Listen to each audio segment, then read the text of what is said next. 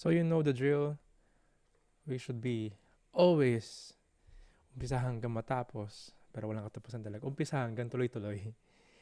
We should always be in the humble mood, in the right consciousness, humility, and the mood of request. So join me as we recite the invocation mantras.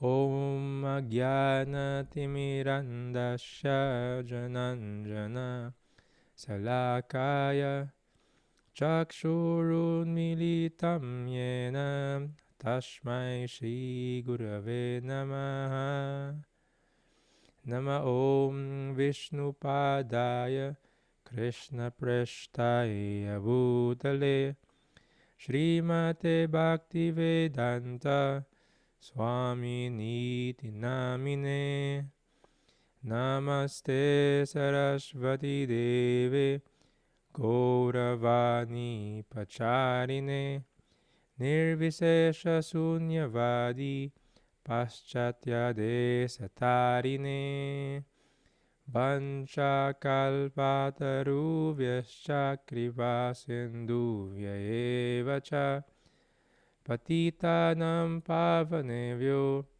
Vaishnavyo Namo Namaha Jaya Shri Krishna Chaitanya Prabhu Nityananda Shri Advaita Gadadhara Shrivasade Gaura Bhakta Vrinda Hare Krishna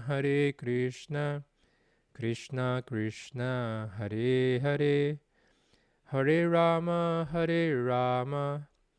Rama Rama Hare Hare Om Namo Bhagavate Vasudevaya Om Namo Bhagavate Vasudevaya Om Namo Bhagavate Vasudevaya.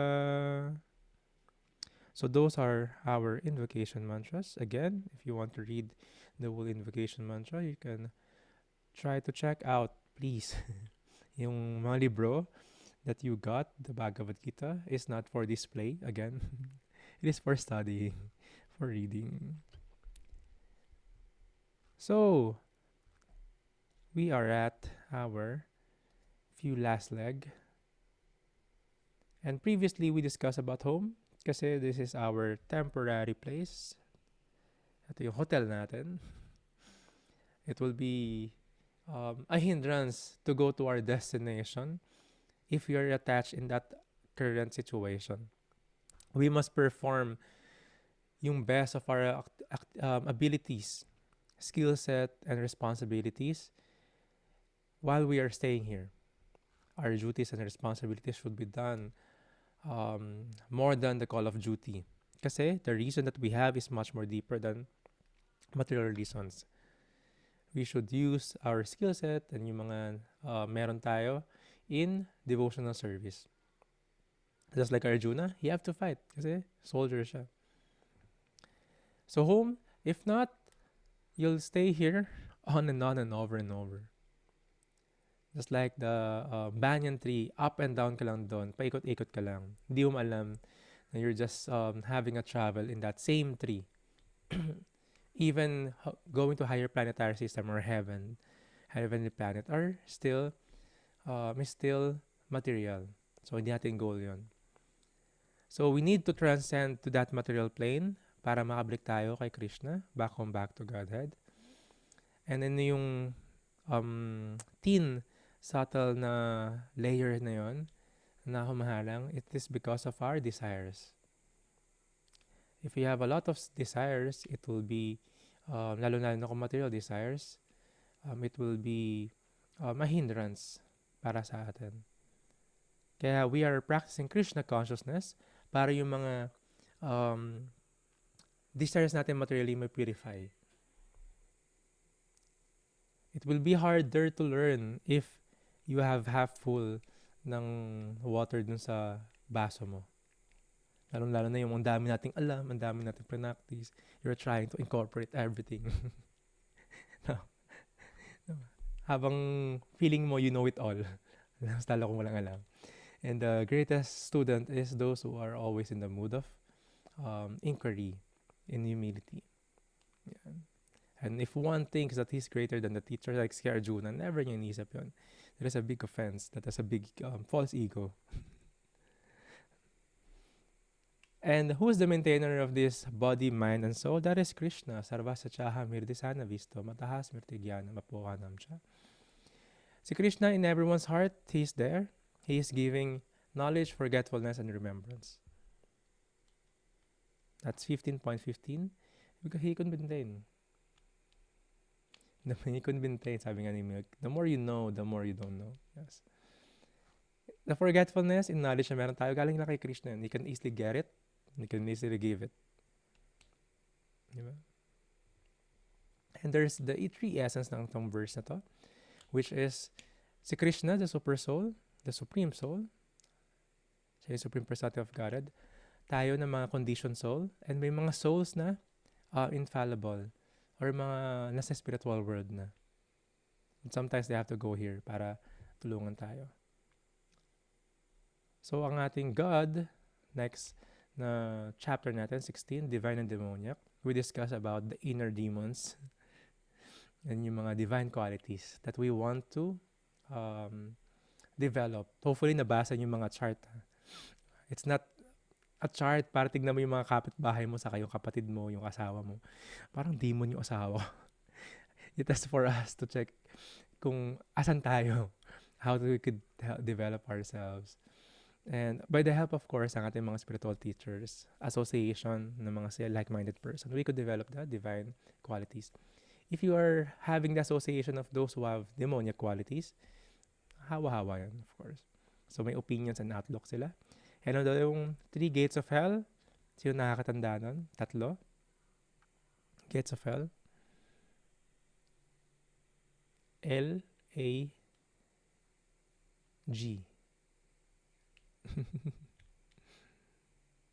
L-A-G. Ito yung yan. Galing ni Nika. Lust, hunger, and greed. These are the gates of hell. You felt this and you did not address, tapos nag-grow siya inside you. You have seen a lot personally, those who are greed, just because of money, masira lahat. Anger, of course, and lust. A family could be destroyed by just this lust. So, inhale.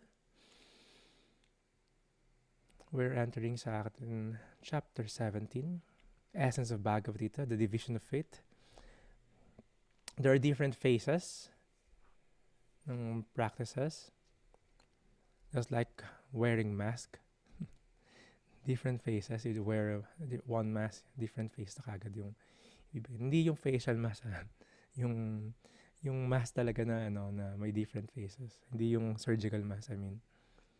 And of course, pati yung faith will be divided. Saan yung mga faith mo napupunta? Hindi lahat ng faith papunta kay Krishna. So yes, mabilis lang to. Letter F natin is faith. The most determines one's faith and one's worship. Ito ano yung 3 modes of nature?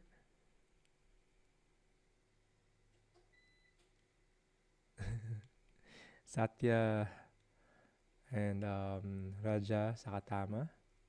Yung Sanskrit. 3 modes of nature. Ano yung may puppet on the string? Sino yung tatlo? Sige, kaya mo yan, Oliver. Type mo lang. Goodness, passion, and ignorance. Yes. Sila yung modes of nature. Nadi-divide lahat yan dyan in this material plane. Even faith, even food, even thinking, halos lahat. You could read that in 17th and 18th chapter. Arjuna asked about the situation of one who worships but not according to the Sastra. So may mga faith tayo but hindi according sa scriptures. Krishna says, if one does not follow the Vedas, one will follow natural instincts, which will be in goodness, passion, and ignorance. So they have faith in goodness, faith in passion, and faith in ignorance. Of course, the goal ng Krishna consciousness, ng Bhakti Yoga, is go beyond that three modes of material nature kasi spiritual nga. Different worship according to the modes. Those who are in the mode of ignorance, they worship ghosts and spirits. Believe you me, may talagang gumagawa nito. For what? They want something. Mga sexual services, yung mga desires nila, or vengeance, di ba? They're doing this. Or power. So, purport talaga dyan, you can read in the verses. Chapter 17 yun. Those who worship the mode of passion, they worship demons. Diba? O paano yung wala naman nag-worship kay Hitler? Hindi, ang dami nag-worship, ang dami nga sumunod kay Hitler. Their faith is with this kind of people. Those in the mode of passion. Those in the worship those in the mode of goodness, yung faith nila, yung worship nila is sa demigods for a particular purpose, mostly material. Kay Shiva, kay Chandra is the moon, Indra, the sun god. They're worshiping them because they want something in return materially. These are the division of faith. You could see some other spiritual practice, they worship demigods in different names. They worship, like in the Philippines, diba? They worship Bathala for the rain. Diba? They worship this para mabuntis sila. They worship this para pumasa sila sa board exam. With different motive. Manalo sila sa loto. Kung pwede ka lang pumunta sa sa place of worship, sa simbahan, no? Tapos i-loudspeaker mo yung mga prayers na, tapos maririnig mo. Kita sa lahat ng mga to. Not 100%. Not 100%. I would pray for love for God. Mostly, they're wishing something. Parang tawag nga doon, you make God the doormat. Punas ka lang ng sapatos mo. Forgive me, Father, for I have sinned. Tas labas ka, magdudumi ka ulit. And you make God your waiter. God, please give me this. Palalunin mo ko. Please, sana sagutin na ako. Diba? Sana pumasa ako. You're wishing something material. So yes, those in the mode of goodness pa rin naman. But our goal is pure goodness. That is to develop the love for Krishna. You are always praying. Paano ka mag-serve kay Krishna? Paano ka mag-serve? Hindi ka hingi. You're praying how to serve them. Lovely. Loving with love and devotion. So may mga food din. Ito na. Sattvic food, tamasic, rajasic food. In these three modes. Kasama sa faith din yun. Foods in the modes. Punta natin yung mode of goodness. Sila yung mga juicy, fatty. Fatty is not the animal fat. Like real healthy fat. The wholesome, pleasing to the heart. Mga modes in goodness. Of course, these are plant-based. Anong result? Increase the duration of life. Purify one's existence. Give you strength, health, happiness, satisfaction. Mode of goodness. Sattvic food. So, goal natin sana palagi dito tayo. Kasi yung mga food in the mode of passion, they're the too bitter, too sour, too salty, too hot, too pungent. Lahat too dry, too burning. Anong result? It gives you distress. Diba? Para nanood ng Hot Ones. So, may distress sa pagkakain mo pala, may distress na, may disturbance, of course. Misery, of course, if one is eating in this mood, either it's gonna be passionate, too passionate, or in the modes of misery. Depression one feels after such eating. Kasi yung mood nung kinain niya is on that mood. So, they would feel, they would have sickness, illnesses. Yung iba matagal na investment, di ba? Hilig ka sa soft drinks, hilig ka sa maalat, di ba? If you're lucky enough, di ba, magkakaroon ka ng minerals and stones. Kung mahilig ka sa mga stones and crystals, pwede ka magkaroon yan sa kidney. So, di ba? Pwede ka magkaroon yan. So, mode of passion. Of course, those who are in depression, sa misery, kung ano yung consciousness ng food na kinakain mo. And yung manik prepare, nagluto. If you're eating food na living sila. And much more sa mode of ignorance. Food prepared more than 3 hours before eating. Except prasadam. Those who are mga preserved, mga ganon. Food that is tasteless, decomposed, putrid. Remnants of untouchable things. So ano ba yung mga untouchable things? Of course, those are the flesh, meat, and all. Except yung remnants ni Krishna. That is prasadam. If you're offering mga mode of goodness food kay Krishna, it will not be in the mode of goodness anymore. It will become prasadam, spiritualized. And number 1, gusto mo mahawa sa mga consciousness ng mga ibang tao. Diba? Pag nakasama mo yung taong galit, parang nakakahawa. Nakasama kang taong umiiyak, nakakaiyak din. Diba? You share food, mahawa ka lalo sa consciousness. Diba? That's number 1. Diba? Yung tira niya, kainin mo. Di ka mahawa. And of course, negatively, if you honor or eat yung remnants ni Krishna, yung offer mo sa kanya, or the pure devotees, you get spiritualized also. So same, totoo yung try mo. Pag may mga bad trip na mga tao na, try mo kainin yung tira nila. you'll get the consciousness. Pati yung karma even, may hawa na karma sa'yo. Otherwise, remnants increase infection of this, of course, mode of ignorance. So you have to check ano yung kinakain natin, which kind of modes of nature. And it affects our consciousness, kung anong mode of consciousness natin. Based on sa kinakain natin. Of course, the association is there also. Austerities. Maraming would be in the mode of austerities. Pero, hindi lahat positive. These are austerities of the body, speech, and mind. Yung mga yogi mahilig dito, di ba? They would fast. They would encircle, pag summer, lalo sa India, sobrang init. Encircle themselves sa ring of fire, tapos dun sila mag-meditate. Pag winter, dun sila palagi mag-meditate sa ilalim ng water. Austerities. The question is, what is the intention? Is it for the show, control the senses, or whatsoever? Austerities of the body. Those who worship of the Supreme Lord, Brahmana, spiritual master, superiors, like father and mother. So kasama sa mga seniors yung parents.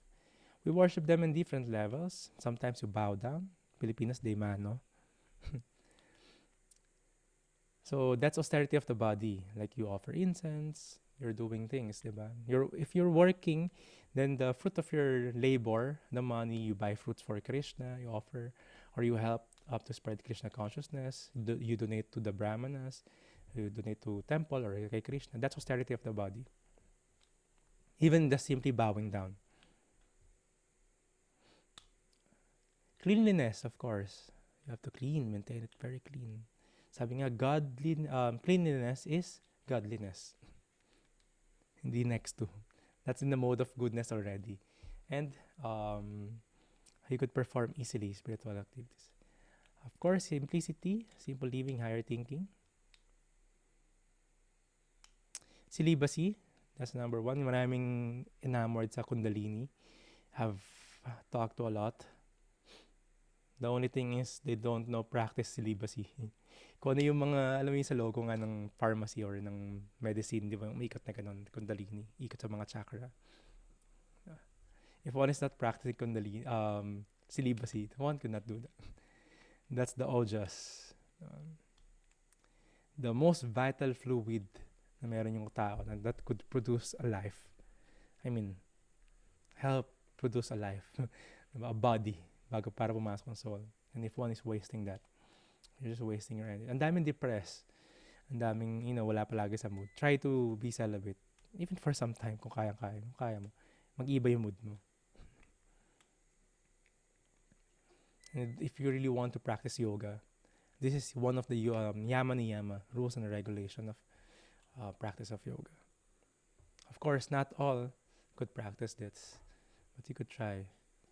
And yeah, it's not just for I call this recreation. It's not that cheap. The intercourse, the sexual intercourse is not the a recreational activity. Diba? Very sacred yun. Sabi nga, the consciousness of the parents habang nagko-conceive sila, that will be the major consciousness ng bata. And true enough, more than 95% ng population sa mundo, they conceive a child because of sense gratification. And a lot of them are unwanted. Just for senses. And there is a practice of yoga, the Garbhadhana Samskar. Before they conceive a child, they're preparing their consciousness. They will chant a certain round. They'll do this, they'll do that. So they're preparing their consciousness before conceiving. And you're inviting a great soul to be your child. Yeah, that's part of it, austerity. And non-violence, of course. We have to be ahimsa, non-violent to each other. Austerity of speech, ito, sige. Mas madali, maraming, they're performing a lot of austerities. Pero pinakamahirap to, kung ano yung lalabas sa bibig natin. If hindi beneficial, why? Or parang nonsense na. Yung iba hindi sa mouth, like literally, nakita mo sa Facebook, di ba? Ang daming mga nonsense na lumalabas sa post na. And much more, mas maganda is we speak spiritual na mga bagay or beneficial. If kung call center ka, diba, you could speak. Of course, you have to use it. But don't waste your energy just speaking nonsense. Lalo kung gossip lang yan. So, very pleasing words, yan, beneficial, and not agitating to others. So, also regulating it and reciting, chanting, of course, that's austerity of speech, and reading the scriptures. Austerity of the mind, the gravity of thought. How do you control your mind? Or hinayaan mo lang kumawala kung saan-saan. The process of being satisfied. Of course, if the knowledge is there, one will be satisfied sa mga nangyayari sa paligid kasi he's not just roaming around trying to try things. Same, simplicity. In the body, also in the mind. Self-control. Purification of one's existence.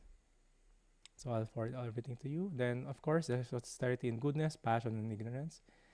Those in austerity of ignorance muna, out of foolishness. With self-torture. Yan. For what? For show. Nag-enjoy sila doon. Like a demon Hiranyakashipu, you perform yoga asana just for yogic power. Pero he is a demon. Those in the mode of passion, out of pride. Diba? Lagi may show, diba? Lagi naka-topless kasi pinaghirapan niya sa gym yun. Lahat ng paraan, kailangan niya mapakita yung abs niya. Or lahat ng paraan, mag-yoga siya. Diba? Everywhere. Diba? Kung makapag-handstand siya, mag-handstand siya. Para to show everyone that he could do that. Same thing with the other yogis. Tawag niya din mga fall down. Or performing yung mga levitation, yung mga performance ng yoga activities. Yung mystic power. In the show, they're fall down. They're called fall down. Those are the products ng spiritual activities. Pero it's not the goal. Just for what? A penny. A donation. It's not a show. Of course, yung mga austerity of passion, ganun din. Honor, worship, for them to be worshipped. You'll have this. Austerity in goodness, of course.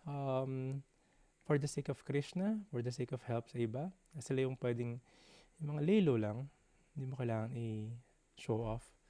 So, same thing with charity. Those who are charity in goodness. Ito yung giving alms. Dito na papasok ang topic na yun. Given out of duty without expectation of return. Sila yung nag-donate. Talagang nag-donate. Di mo kailangan, yung iba sa kanila ayaw pa nila i-announce. Sila yung nag-donate. In charity. At the proper time and place. Example, a pilgrimage or temple.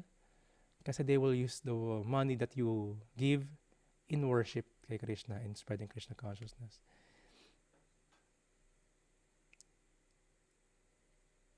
So, sobrang importante ito. Ito, during lunar and solar eclipse daw. Proper time in astrology to give charity.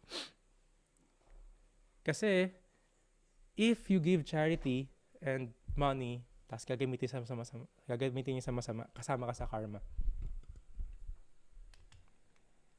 You give charity, tapos ginamit nila sa intoxication, meat eating, or other karmic activities.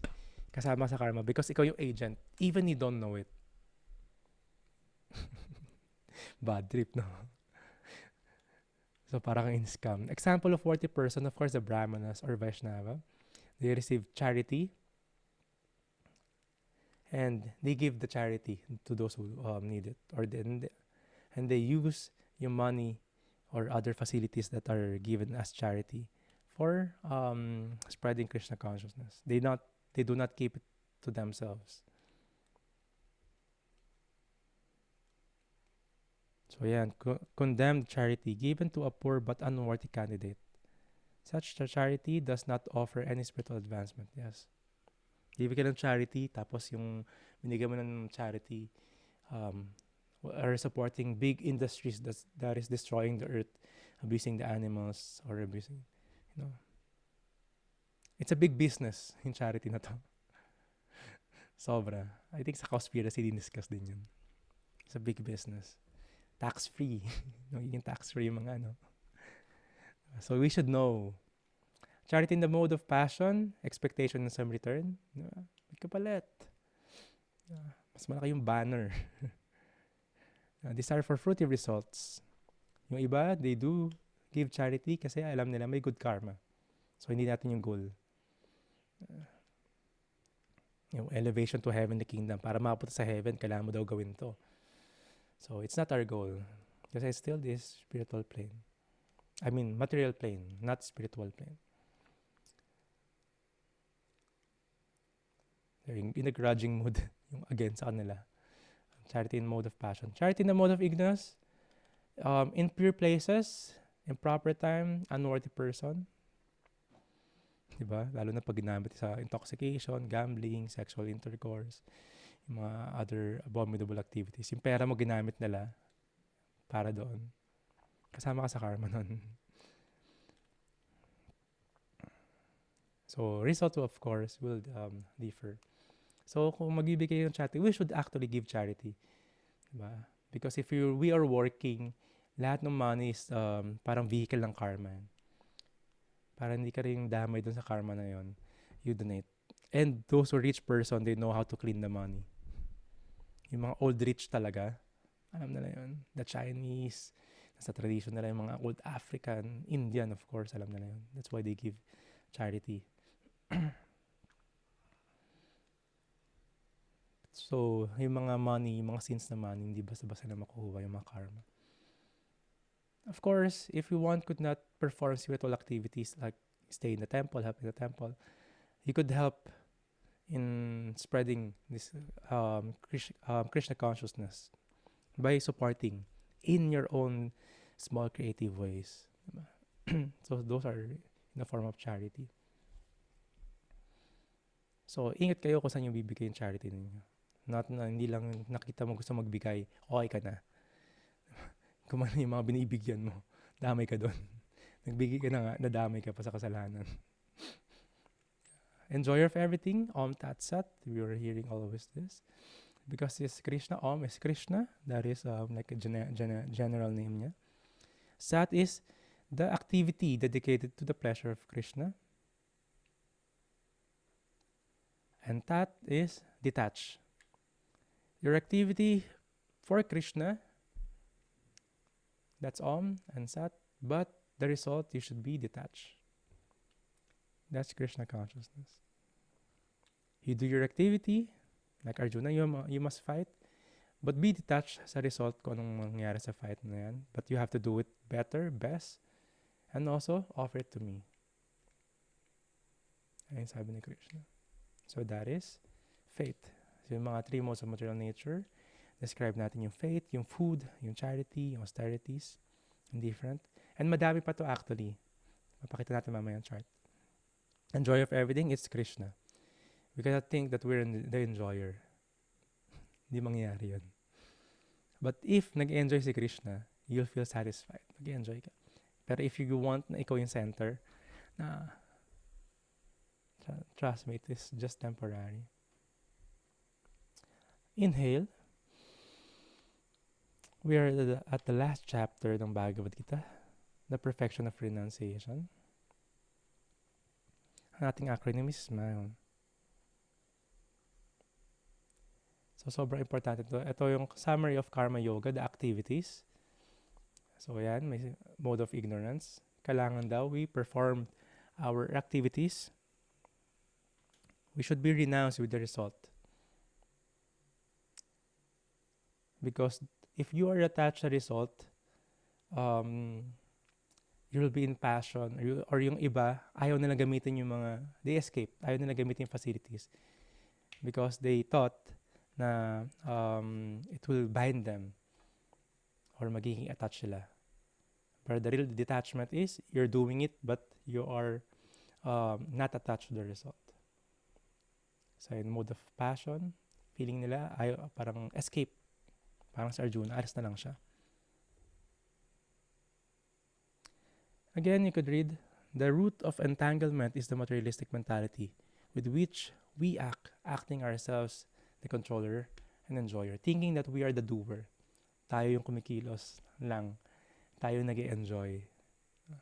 So that is the root cause of our suffering, our attachment to that. Renunciation in the mode of goodness. Of course, doing the things. Pero renounce sila. So in the mode of goodness yon. But of course, ang kailangan natin is, ang gusto natin beyond ulit dun sa three modes of material nature. We're doing it for Krishna. Your activities. Be a mom, be the parent na meron na, or duty mo, be a yoga teacher for Krishna. Just like Arjuna, be a soldier. Fight for Krishna. So you're connected. That's actually yoga. That's true renunciation. Without shying away dun sa activities or the skills, sa facilities, but using it. Like money, you must use it. Yogi ako, ayoko mako ng pera. No? Use it. You have to use it, but your detachment should be there and thinking about service kay Krishna. That's the hardest actually. Mas madaling tanggihan. So yes, nasa Bhagavad Gita to, 18th chapter. Basahin mo yung 19th to 40th verse. Andyan lahat. Modes of goodness, passion, and ignorance, in knowledge, in action, in work, even understanding, determination, and even happiness. No one, either here or among the demigods, is freed from these three modes. Lahat under neto. Diba? The puppet on the string.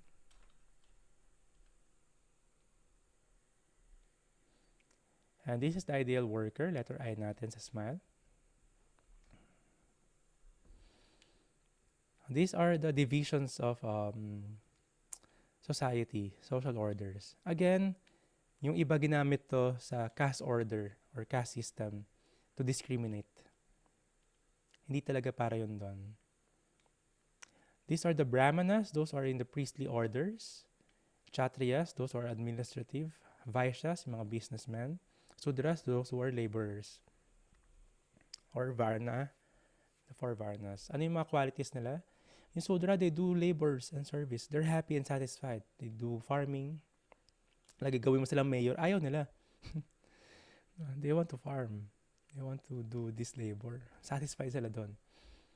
Diba? Proper seat in the bus. Nasa right seat sila. You don't mix it up. Kasi they would not perform. Parang si Arjuna. Soldier siya, hindi ka Brahman na lang. Vaishyas, yeah, they do business. They do farming, sila yung mga boss sa farm. Hindi lang sila yung farmer. Sila yung nag-manage nun. Nag-business nun. And they give cow protection. Mga animal protection. So basically, the laborers, yung Sudras, Vaishyas, yan. Vaishyas is the businessman. Kshatriyas is yung Kshatriya are the soldiers and administrators, yung mga leaders. Si Arjuna, ito yun, siya ito. Anong qualities nila? Heroism, power, determination, resourcefulness, courage in battle, generosity, and leadership. Try to see yung mga leaders ngayon sa society. Ano meron sila? Kailangan meron sila na ito. Yung iba wala. Famous lang. Kaya naging leaders. Binoto. Okay, nabili nila yung boto ng iba. So, these are the qualities. Brahmanas, of course, they have the peacefulness, self-control, austerity, purity, tolerance, honesty, knowledge, wisdom, religiousness. So, this is the system. Ang problema yung iba, they use this caste system to discriminate others. Pinanganak kang Brahmana. Sudra ka lang. Hindi yun doon.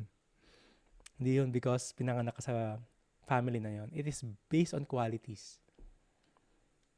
Even if one is born in a meat-eater generation, but he developed the qualities ng Brahmana, he is considered as Brahmana. Compared to dun sa pinanganak ng mga Brahmanas na family for long generations, pero he's just intoxicating, doing abominable activities, so hindi siya qualified.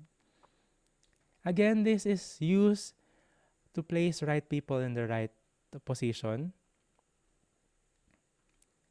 for spiritual activities, not for material, not for discrimination, not for abuse, for spiritual. Because like in a team, like a basketball, hindi pa din lahat point guard or lahat center.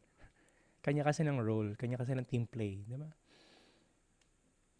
May nanay sa bahay, may tatay, may bunso, may panganay. Kanya-kanya sila. So, iba-iba silang role. Same in the society, may ganito. So, the ideal worker, kahit nasaan ka dito, the goal is to become Krishna conscious.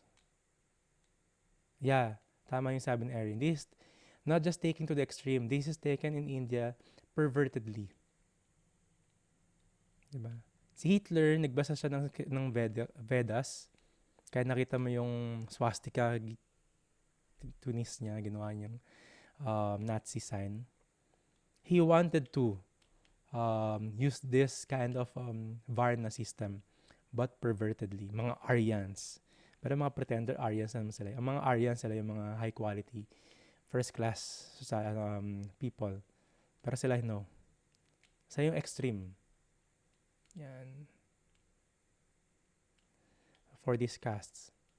Because not everyone is equal. Everyone is unique. Yan, ang dami. Ang dami napalood ni Erin. And even Hitler, he's using that. Pati yung art of war nakuha niya sa Vedic scriptures. Again, walang Krishna consciousness. Just, he got the material. The knowledge. Hindi yung goal natin. This is knowledge. If you don't put Varna Ashram Dharma, if you don't put Dharma here, it will be just like what Erin is saying. Like discrimination. Or abuse of power. And actually, it's being used here. Di mo na kailangan lumayo. Tingin ka lang sa Pilipinas. Diba? The rich and the powerful, the leaders should be protecting the others, the Brahmanas, the businessmen, and the Sudras. Ang problema, those who are famous Sudras, naging leaders sila. Those who are businessmen are controlling the leaders. And the Brahmanas, they don't listen to the spiritual advices. Mix up. Supposedly, the leaders, who should be Kshatriyas, ayun talaga yung role nila. They are not the businessman. They're not doing that role para yumaman. And the businessman should protect the animals. And the Sudras are working in surrenderness, and the others are protecting the Sudras, giving the facilities, and they're also all protecting the Brahmanas because the Brahmanas are giving advice sa mga leaders. So, team play. Ang problema, no, nagkakainan sila ng kanya-kanyang plate. So, that's the ideal worker. Dharma. Putting the service to Krishna in this. Yung kinukwento ni Arius, this is the perverted way. They got the knowledge but twist it. So yes, hindi everyone is equal. Everyone is unique, just like everyone else. Yes, sad lang. So kaya that's why what people need is Krishna consciousness, spiritual revolution. If one is getting this knowledge, lalo-lalo yung mga leaders, and of course, in the scripture, you could see Raja Rishis or saintly kings. The leaders are saintly because they are guided by the Brahmanas. And the Brahmanas are guiding these kings, hindi para sweldohan sila. It's not their job. Talagang duty nila yon. And they're renounced. Hindi sila masisilaw sa mga bibigay ng mga gift ng king. Kasi if they receive charity, they will give it everywhere then. 9 spirits, 7 chakras sa Trinity, oneness. Yan. Medyo hindi lang pasok dito, Prabhu. Hindi lang relevant dito yung other. This is Sankhya. You go to Sankhya philosophy. Yes. So, the oneness is different. So, this ideal worker, one can become perfect by doing all these duties by his representative Varna for the Lord's pleasure. So, yung goal nila being in this Varna is papunta kay Krishna, hindi for themselves. So, again, nagalaro yung yung discussion palagi sa consciousness. Lagi bumabalik doon. Ano yung consciousness mo while doing your duties? And yung mga duty nila like the Varna, that is that. Si Krishna have convinced Arjuna already. And si Arjuna, okay, alam ko na yung gagawin ko. I'll fight. Ito yung duty ko. I'm a Kshatriya. And Krishna gave this verse. It's very important. Inulit niya to actually sa Bhagavad Gita. He mentioned, Manmana bhavamad bhakto madhyaji mam namaskuru. Mam evaishyasi satyam te pratijane priyosime. Always think of me while doing your duty. Always think of me, become my devotee. Worship me and offer your homage unto me. Thus you will come to me without fail. I promise you this because you are my very dear friend.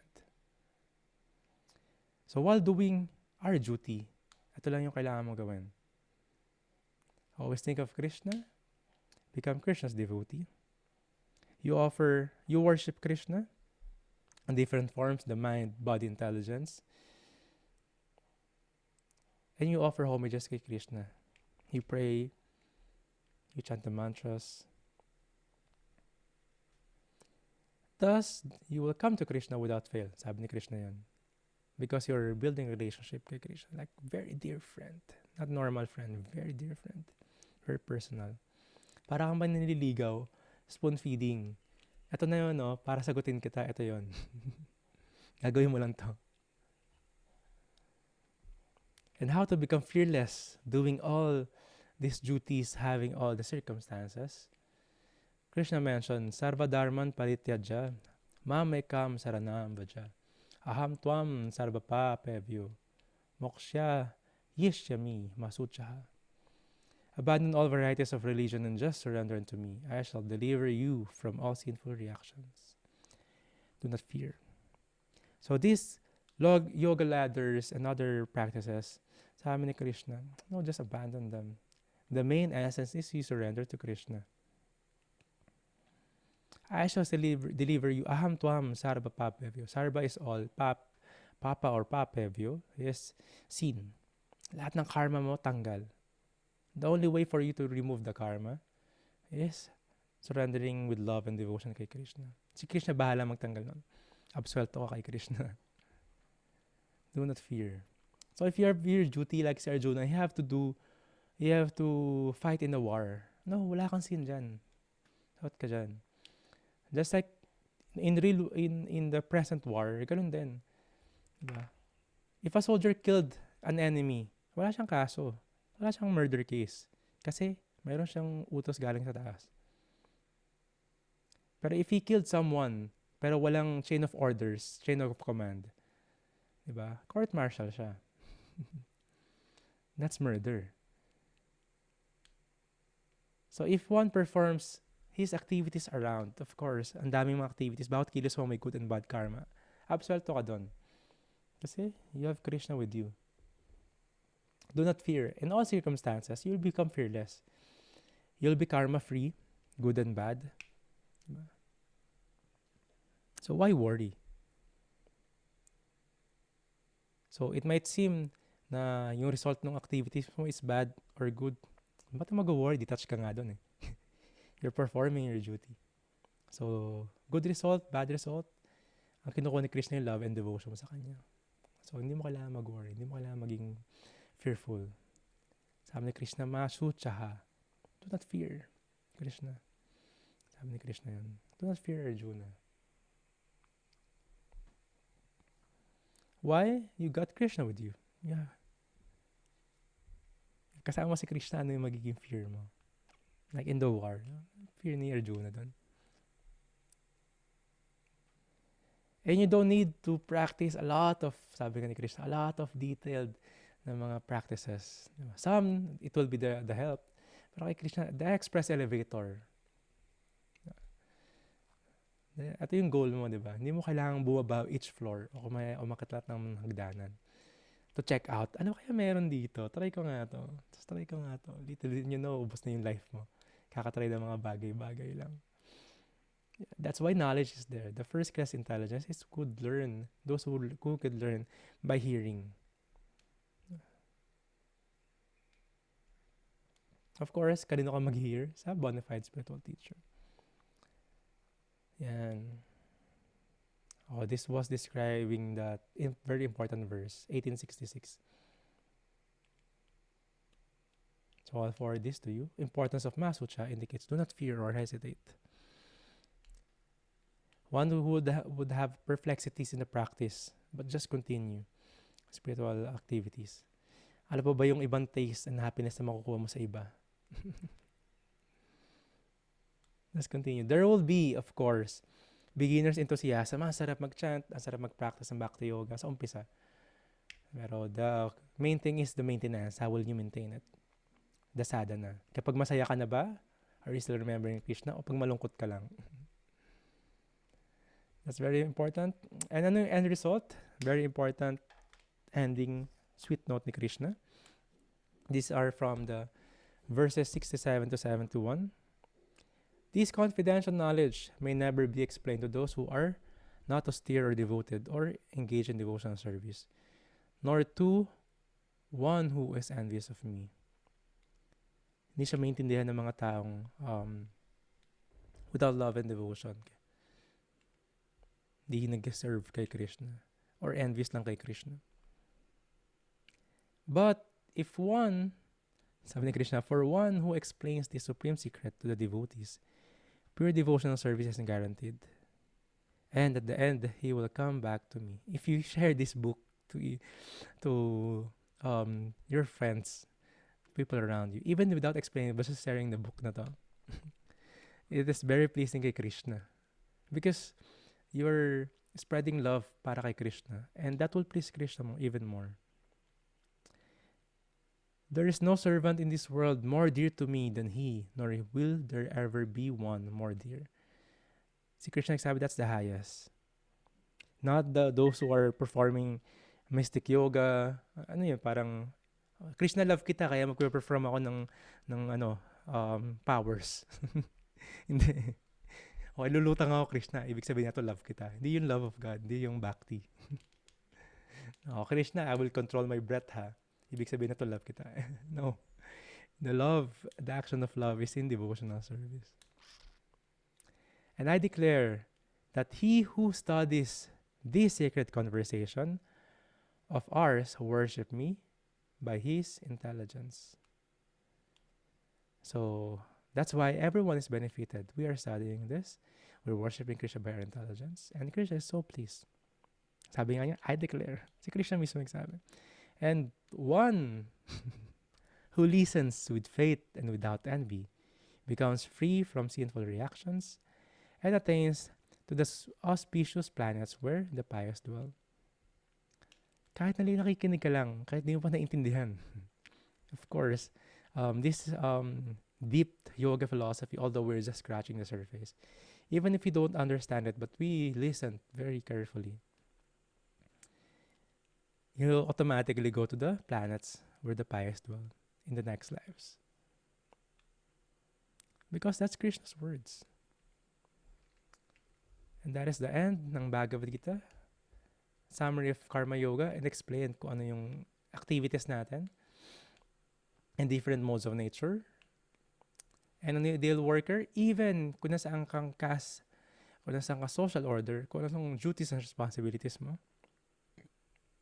Artist ka, diba? Teacher ka, working in a corporate. The most important thing is you always remember Krishna, think of him, worship him, become his devotee. That's the most important thing. In summary, that's always remember Krishna and never forget him. That one will develop love for Krishna. In devotional service, that's Bhakti Yoga. And one should be fearless. Kasi kasama mo si Krishna palagi. Diba? You know who's your boss. Or your very dear friend. Or the lover. Sakot ka ni Krishna. Don't be. Masutsaha. Don't fear. And the end result, you'll come to Krishna. The practice of Bhakti Yoga, the end result is Krishna. Umpisa pa lang, diniscuss natin yan. The end result ng impersonalist is nothingness. Diba? Ang result ng mga Bhakti Yogi is Krishna. You will attain Krishna, love for Krishna. So, ang assignment natin for, ano ba ngayon? Thursday? Assignment natin for Saturday, we will all have our realizations, sharing, ano yung mga nagustuhan niyo sa courses natin, kung may nag-change ba, or may start, or whatsoever you want to share. I'll give guidelines sa group chat natin. That will be this Saturday. Tomorrow, sobrang importante ng meditation class natin kasi we will discuss about the intimate love kay Krishna. We will discuss about Srimati Radharani. So before we end today's class, let us request everyone for the group photo muna. Yes. Kailangan nyo, no? Naunahan ko ba kayo magbasa? O naunahan nyo yung Bhagavad Gita? Sila ba yung mga hardcore magbasa dito?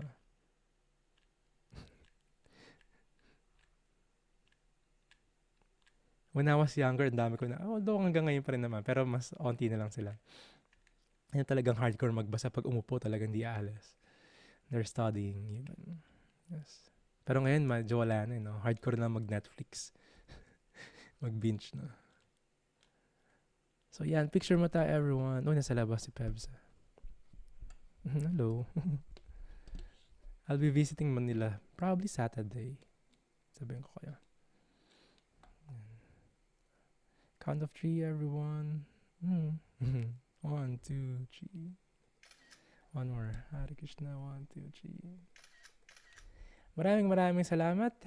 And yes, walang iiyak kasi after this course, meron pa ulit. And I will announce yung mga succeeding na mga classes natin.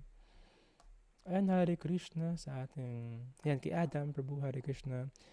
Maika, kay Diana, Hare Krishna, Diana. Tingnan mo, ang dami na, oh. Nagiging gubat na yung likod ko. Si Emma, Hare Krishna, Emma. Erin, Hare Krishna. Si Gail. Si Carla, Hare Krishna, Carla. McCoy, Prabhu. Marife, Milk, Mataji, Naimi. Noreen, Pebs. Si Pia, Hare Krishna. Hello, Aki. Shay, Hare Krishna, Mataji, JM, back to JM, back to Josh, back to Oliver, back to Paolo, back to RJ, back to Nerissa, si Veronica, and Alet Mataji, Hare Krishna. Tonight, if you want to attend, there's a class 7 o'clock regarding introduction of Bhagavad Gita, the backstory ng Mahabharat. There's a teacher, Sridham Prabhu. So same time, 7 o'clock. Same password and ID. My Zoom, yung Zoom ko. 7 o'clock. The introduction to Bhagavad Gita. Backstory ng Mahabharat yon. Paano nangyari yung war. We've discussed that for a few minutes last chapter 1. Pero ito, si Sridham Prabhu is a very good storyteller about Bhagavad Gita. And Mahabharat. Teacher siya ng Gurukul, yung mga school ng mga monks dito. So, join kayo if you're free. I'll announce it sa group chat natin. And be safe. If you need to go outside, mingle with other people, just be safe. And bring your japa malas. Kasi the course will end, this first course, pero you're chanting. It's up to you kung gusto nyo itigil. Pero I would advise, tuloy nyo lang. You get all the benefit. Of course, naramdaman nyo naman yan. Di ba, Shay? Mata niyo ng 5:30 to 7 o'clock palagi may japa session. You can attend. You can log in and log out anytime. Diba? If you're chanting 2 rounds, chant with us. Safe na yung chanting mo araw-araw. With the Association of Devotees. 7 to 8 o'clock is the Srimad Bhagavatam, a deeper study ng yoga philosophy. Ito yung Srimad Bhagavatam na 44 volumes na books. We're studying that. And so of course, 9 to 10 yung ating courses. 7 to 8 ng gabi, meron tayong mga classes din sa gabi. And 8 o'clock is with Guru Maharaj or Krishna Baladev Prabhu. So the other classes, I'll announce after the next week. Para next time, pwede kayo pumili, makaka-attend kayo. And 5th batch registration will be online soon. And yung ating leadership course. Sige, sabi ni Milk, Hare Krishna Prabhu, I understand that we must do our dharma and follow our superiors and leaders given that they must have the right qualities. Yes, wisdom, knowledge, purity. I also read your post po about the imperfect leaders. But nowadays, evil is everywhere, even within our leaders. Hindi lang sabi nga talaga sa scriptures, yung ibang leader sa atin ngayon, hindi na sila taong may demon sa loob. Demon talaga yung iba. Iba, pa-disguise as good guys. What if we get deceived by them and give charity to them? Or we are forced to support them? Is there anything we can do to change this? It's activism, right? There are things that we cannot do because we are part of the collective karma. And this is Kali Yuga. It will happen. Diba? Hindi mo pipigilan yung war, hindi mo pipigilan yung forest fire, hindi mo pipigilan yung virus. It will happen because of collective karma ng mga tao. Even leaders are there. Diba? If you could really control yourself, then you can influence others. So, again, the change should start saan? Change should start with our own self. The way we could help yung humanity is for us to become spiritually inclined, Krishna conscious. That's the best. That's ideal. Diba? The ideal is, of course, bumalik yung this consciousness sa mga leaders natin, just like before. Pero hindi basta-basta mangyayari because it's Kali Yuga. But we have to try. We have to do our thing. Marami nangyayari. Even sa US, tumakbo si Tulsi Gabbard. Tulasi. He's a devotee. She's a devotee. Yung vice president nila sa US, ang pangalan Kamala. That's the name of Shrimati Radharani. Of course, she is not following the principle. But si Tulsi Gabbard, she is actually. So yes, that's the sad part. Pero the easiest part is you become Krishna conscious by chanting. Pinakamadali ngayong Kali Yuga. You chant Hare Krishna mantra. You don't need to meditate thousands of years or perform sacrifices and all. This yuga is chanting. If you become Krishna conscious, Ang assurance ni Krishna doon, insurance niya, all your relatives will become liberated. Kahit yung mga ancestors mo na sa hell na, naging devotee ka, naging pre-devotee ka, bigla mawawala sila sa hell. Teka lang, di pa ako tapos dito. Parang niligtas mo sila. Because they're in your line, won't become a devotee. So, is activism right? For me, I've done this when I was even younger. But the greatest activism I could do is be Krishna conscious. The awakening, #awakening, hashtag anarchies and all. Ang daming kasabi. I was exposed to the punk underground culture, activist culture, when I was really young, di ba? Pero I could really say, yung lifestyle ko is still much more yung galong lifestyle ko now. The best activism is to be Krishna conscious. You're not following their way of thinking. Yung iba kasi parang against one establishment, against one's group or a leader. Pero you will have another leader. Same thing. Nakakasawa, di ba? But of course, yeah, if you're Krishna conscious, your greatest leader is Krishna. And yes, totoo yun. Not all ng mga even spiritual leaders are perfect because of impurities. Pero if one is following the scriptures, everything's perfect. Because they're following Krishna. The people might not be, but syempre, in comparison to those demoniac leaders lang in our society, abusing everything just for money, it's because of lust, anger, and greed. So yes, yun yung best. Be Krishna conscious. And if you would share Krishna consciousness to others, that's the best activism. That's still in my heart, that activism. Pero I'm using much more, yung chant ko hindi lang to fight. Diba? Chant ko is Hare Krishna na. Yun yung chant. Much more beneficial. Kung may dadalhin akong placard, Hare Krishna Mahamantra yun. Or not just saving them from this, for what, diba? Parang pwedeng gumanda yung society natin. Still, umangat lang naman yung sense gratification eh. Eating, mating, defending, sleeping. Angat mo lang naman ng level yun. Nagka-brand lang yung mga damit. Yung angat na yung Pilipinas. Branded na yung mga damit. Marami ng kotse yung mga tao. And ayun ba yung goal of life? No. Same. Punta ka sa first world country, same. Diba mo? Pero the greatest gift that you could give to other souls is Krishna consciousness. Them being really awakened spiritually. And being connected kay Krishna. Sana sagot ko yung question mo, Milk. Carla, Prabhu, yung karma hindi naman dapat isipin all the time, di ba? Yung para lagi ka worried with everything. No? Yes, sure. Karma is there. Parang subconscious mo na yan. Diba? But we have to accept good and bad karma. If things are happening to us, even this lifetime we're very good, may mga past lives tayo na maybe we're not good. That's why we're in this situation. That's our past karma.